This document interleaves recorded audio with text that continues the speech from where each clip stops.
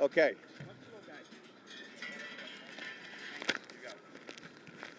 See this headline right here? Trump causes constitutional crisis. Trump causes constitutional crisis. Showdown emerges of the limits of his power. Let me be blunt. And this is a lesson here. The existential threat to President Trump's administration is not in federal court.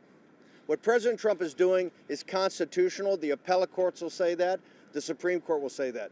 The existential threat to President Trump's administration, and I mean Doge, Elon Musk, Secretary of Treasury Bessent, Russ Vought, Stephen Miller, all of his people. The existential threat is right here in this city.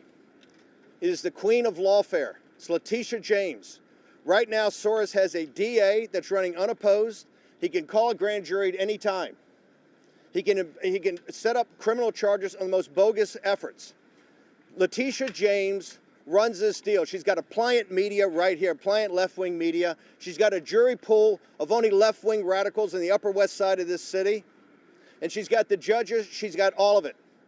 And I'm calling on right now the Attorney General, Pam Bondi, to begin an immediate criminal investigation into Letitia James, Alvin Bragg, all of it for what they did to President Trump. President Trump, on his Truth Social today, laid it out once again. The existential threat to his administration is this queen of lawfare, Letitia James, and how she has absolutely total control. And Doge and Elon Musk and Scott Bessent and all of them ought to be worried about this out of control city. Thank you very much.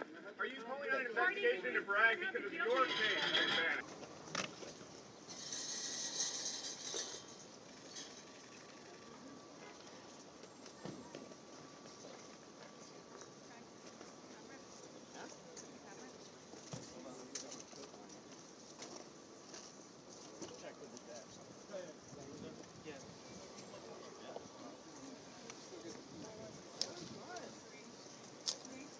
About losing money. I know the allegations were slightly different, but it stemmed from the same Well, scheme.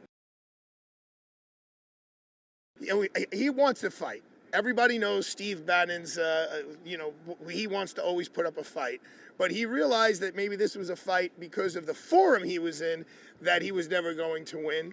And he has much bigger and better things to do than sit here for 3 weeks during a trial, which we counseled him that we did not see a real victory here. The biggest victory would have been a hung jury, a mistrial, and they just would have tried the case again.